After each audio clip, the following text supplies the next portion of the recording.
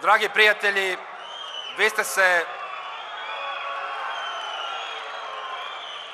jednom prilikom, vaš predsednik Vuk Drašković je rekao, ako želite nešto da promenite, morate čoveka da čujete, ne morate sa čovekom da se složite.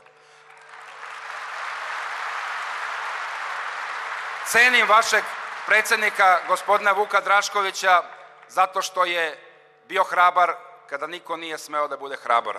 I kada je bio u manjini, gurao je napred bez obzira što je većina bila protiv njegovih ideja.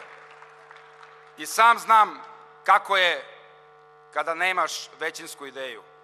Ono što želim da kažem ovom prilikom, čestitam Srpskom pokretu obnove na 20 godina postojanja.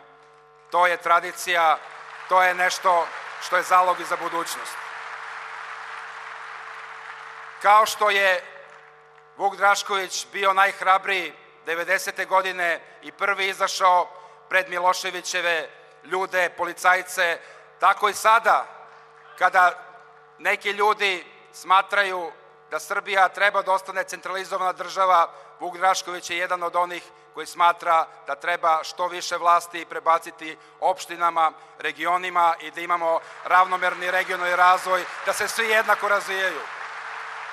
Zbog svih tih ideja, ja moram da kažem, kao neko ko je 10 godina nakon Vuka Draškovića ušao u politiku, poštujem Vuka Draškovića, poštujem njegove ideje i bit ću s njim i dalje. Hvala, sve najbolje.